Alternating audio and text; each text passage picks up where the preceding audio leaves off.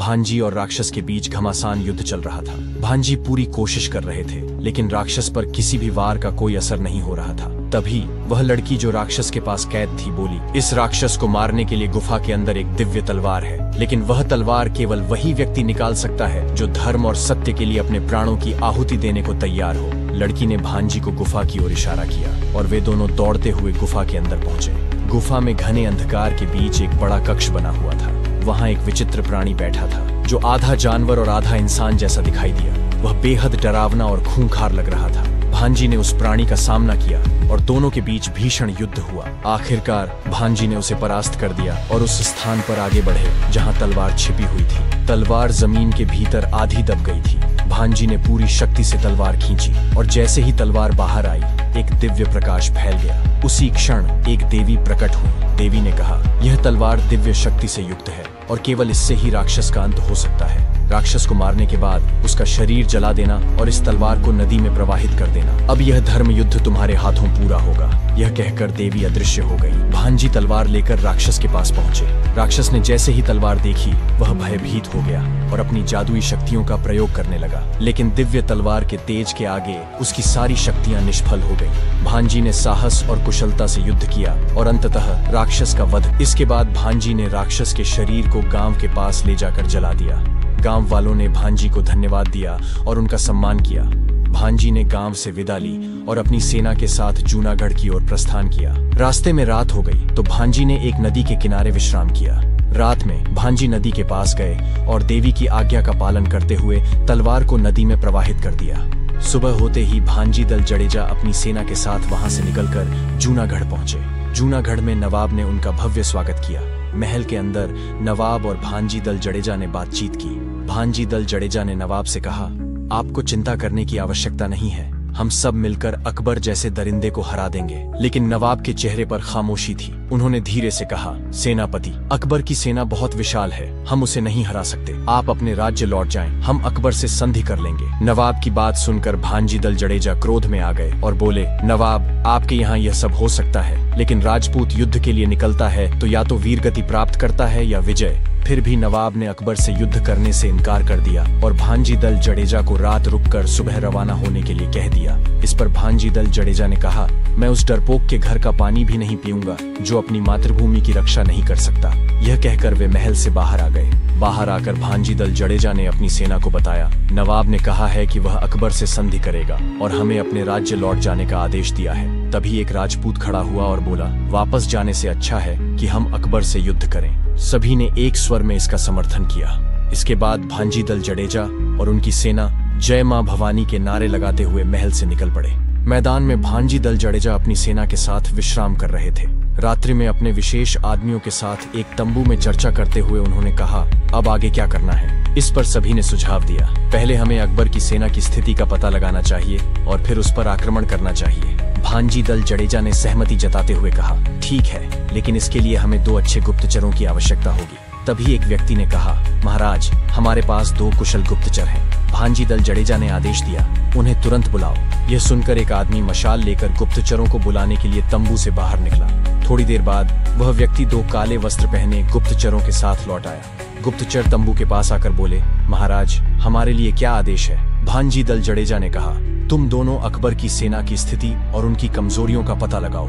यह सुनकर गुप्तचर तुरंत घोड़ों पर सवार होकर निकल पड़े। रात्रि के अंधकार में वे एक गांव पहुंचे, जहां से उन्होंने अकबर की सेना की स्थिति और उनकी कमजोरी के बारे में महत्वपूर्ण जानकारी हासिल की। गुप्तचरों को गांव से सूचना मिली कि अकबर की सेना मैदान पर रात्रि विश्राम कर रही है। उन्होंने यह जानकारी एकत्रित कर भांजी दल जडेजा को देने की योजना बनाई। युद्ध भूमि से वापस लौटकर दोनों गुप्तचरों ने यह तय किया कि वे मुर्गियां बेचने वाले बनकर मुगल शिविर में प्रवेश करेंगे। उन्होंने अपनी पहचान छिपाने के लिए ग्रामीण वेशभूषा धारण की और मुर्गियों को साथ लेकर मुगल शिविर की ओर बढ़े।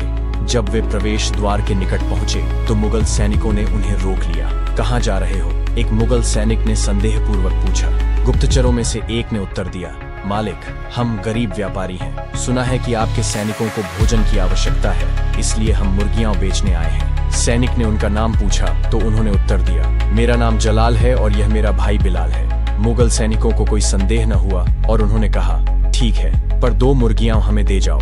गुप्तचरों ने उन्हें 2 मुर्गियां दी और शिविर में प्रवेश कर गए। एक एक तंबू में जाकर मुर्गी बेचने के बहाने शिविर का पूरा जायजा लेने लगे। वे यह देखना चाहते थे कि मुगल सेना की वास्तविक स्थिति क्या है और महत्वपूर्ण सेनापतियों का डेरा कहाँ स्थित है। धीरे धीरे उन्होंने पूरी सूचना एकत्र कर ली और बाहर निकलने का प्रयास करने लगे। जब वे शिविर से बाहर निकल रहे थे तब एक मुगल सैनिक की नजर उन पर पड़ी। वह देख रहा था कि ये दोनों बार बार हर तंबू में जा रहे हैं और सामान्य व्यापारियों की तरह व्यवहार नहीं कर रहे हैं। उसे शक हुआ और उसने उनका पीछा करना शुरू कर दिया। गुप्तचर किसी तरह शिविर से बाहर निकलकर अपने गांव पहुंचे और अपने वस्त्र बदलने लगे, लेकिन मुगल सैनिक ने उन्हें देख लिया और अब उसे यकीन हो गया कि ये दोनों मुगल सेना के जासूस नहीं बल्कि दुश्मन पक्ष के गुप्तचर हैं। गुप्तचरों के लौटने की सूचना भांजी दल जडेजा को भेजी गई। उन्होंने निर्देश दिया कि गुप्तचरों को कह दो कि यहाँ नहीं मिलेंगे बल्कि उन्हें जंगल में बुलाया जाएगा। यह संदेश कबूतर के माध्यम से गुप्तचरों तक पहुंचाया गया। रात के अंधेरे में गुप्तचर जंगल में पहुंचे और वहां आग जलाकर भांजी दल जडेजा का इंतजार करने लगे, लेकिन मुगल सैनिक जो लगातार उनका पीछा कर रहा था पेड़ के पीछे छिपकर यह सब देख रहा था। भांजी दल जडेजा अपने 2 विश्वासपात्र सैनिकों के साथ मशाल लेकर वहां पहुंचे। गुप्तचरों ने उन्हें प्रणाम किया और पूरी जानकारी दी। भांजी दल जडेजा की तेज नजरों ने पेड़ के पीछे छिपे मुगल सैनिक को देख लिया, लेकिन उन्होंने उसे तुरंत पकड़ने के बजाय अपने गुप्तचरों को संकेत दिया कि कोई उनका पीछा कर रहा है। गुप्तचरों ने इशारों में उत्तर दिया, समझ गए। अब भांजी दल जडेजा ने गुप्तचरों को आदेश दिया, तुम दोनों पास के गांव में रुक जाओ और अकबर की गतिविधियों की सूचना देते रहना। गुप्तचर वहीं बैठकर बातें करने लगे और मुगल सैनिक छिपकर उनकी बातें सुन रहा था। तभी पीछे से भांजी दल जडेजा अपने कुछ सैनिकों के साथ वहां आए और मुगल सैनिक को पकड़ लिया। मुगल सैनिक को एक पेड़ से लटका दिया गया और उससे पूछा गया, कौन हो तुम और हमारा पीछा क्यों कर रहे थे? मुगल सैनिक ने कहा, मैं अकबर की सेना का सैनिक हूँ। मैंने इन्हें हमारे शिविर में जासूसी करते हुए देखा था, इसलिए पीछा कर रहा था। भांजी दल जडेजा ने कहा, अगर तुम हमें महत्वपूर्ण सूचना दोगे तो तुम्हें छोड़ देंगे। मुगल सैनिक हंसते हुए बोला, अगर मुझे एक सामंत का पद और एक राजपूत महिला से विवाह मिल जाए तो मैं आपको अकबर की सेना की महत्वपूर्ण जानकारी दूंगा। मैं आपका धर्म अपनाने को भी तैयार हूँ। भांजी दल जडेजा ने अपना गुस्सा दबाते हुए कहा, मैं तुम्हें सामंत का पद दे सकता हूँ, लेकिन इससे अधिक कुछ नहीं। मुगल सैनिक ने कहा, ठीक है, पर मुझे वचन दीजिए। मुझे पता है कि राजपूत अपने वचन के लिए प्राण तक दे सकते हैं। भांजी दल जडेजा ने कुछ देर सोचा और फिर गंभीर स्वर में कहा, ठीक है, मैं मातृभूमि को साक्षी मानकर वचन देता हूँ कि तुम्हें सामंत का पद दूंगा। भांजी दल जडेजा ने अपनी तलवार निकाली और उसका धारदार किनारा अपने हाथ पर चलाया। खून से अपने हाथ को रंगकर उन्होंने मुगल सैनिक के माथे पर तिलक किया और कहा, अब तुम हमारे सामंत हो। फिर उन्होंने गुप्तचरों की ओर देखा और आदेश दिया, इसे मार दो। गुप्तचरों में से एक ने अपनी तलवार निकालकर सीधे मुगल सैनिक के हृदय में उतार दी। वह तड़प कर वहीं गिर गया। सैनिकों की जिज्ञासा और भांजी दल जडेजा का उत्तर पास में खड़े एक सामंत ने पूछा, सेनापति, आपने उसे सामंत पद देने का वचन दिया था, फिर आपने अपना वचन क्यों तोड़ा? भांजी दल जडेजा मुस्कुराए और बोले, मैंने वचन कहाँ तोड़ा? मैंने उसे सामंत का पद दिया, लेकिन मैंने यह नहीं कहा कि उसे जीवित रखूंगा। ऐसे विश्वासघाती और क्रूर लोगों से इसी तरह निपटा जाता है। ये जानवर हैं, इंसानों की तरह इनसे व्यवहार करना मूर्खता होगी। सभी सैनिक भांजी दल जडेजा की चतुराई और रणनीति देखकर स्तब्ध रह गए और उनकी वीरता की जय जयकार करने लगे। भांजी दल जडेजा जंगल से अपने कैंप में लौट आए। सुबह उन्होंने अपने सैनिकों को संबोधित करते हुए कहा, चलो, मातृभूमि की रक्षा के लिए हमें अकबर जैसे दरिंदे को यहाँ से मार भगाना होगा। सभी सैनिकों ने हर हर महादेव के नारों के साथ प्रस्थान किया। रात होते होते वे उसी गांव पहुंचे जहां उनके गुप्तचर अकबर की सेना का पीछा कर रहे थे। भांजी दल जडेजा ने गुप्तचरों से पूरी जानकारी ली और पास के जंगल में डेरा डालकर सही समय का इंतजार करने लगे। दिन इसी प्रकार बीत गया। रात के समय उनकी 30,000 की सेना युद्ध के लिए तैयार थी। भांजी दल जडेजा ने मुगलों के कैंपों पर जोरदार हमला कर दिया। हमला इतना भीषण था कि मुगल समझ ही नहीं सके कि उनके साथ क्या हो रहा है। पूरी युद्ध भूमि सैनिकों से भर गई और मुगल भयभीत होकर भागने लगे। भांजी दल जडेजा का पराक्रम देखकर मुगलों की रूहें कांप उठीं। मुगलों की त्रासदी इतनी भयंकर थी कि वे अपने हथियार छोड़कर भागने लगे।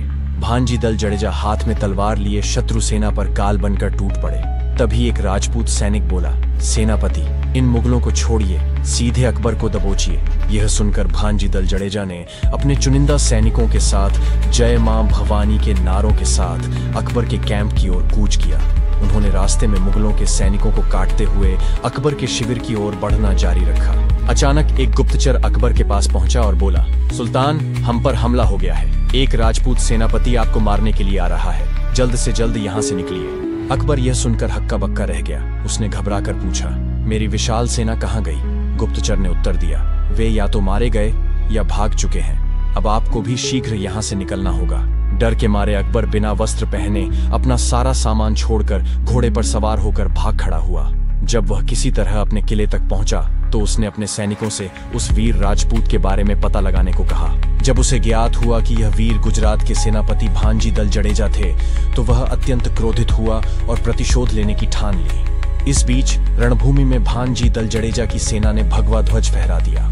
सभी मुगल सैनिकों को सम्मान सहित दफनाया गया और राजा सत्ताजी दल जडेजा को संदेश भेजा गया कि हमने अकबर को परास्त कर दिया है। जब यह सूचना जूनागढ़ के नवाब को मिली तो वह आश्चर्यचकित रह गया। उसने स्वीकार किया कि राजपूत जो करने का संकल्प लेते हैं वह अवश्य करते हैं। वे मेरी अपेक्षाओं से कहीं अधिक वीर निकले। नवाब ने सत्ताजी दल जडेजा को संदेश भेजकर अपनी गलती स्वीकार की और क्षमा मांगते हुए कहा, मुझसे भूल हो गई, कृपया मुझे क्षमा करें। इस प्रकार भांजी दल जडेजा अपनी सेना के साथ विजयी होकर अपने राज्य की ओर प्रस्थान कर गए।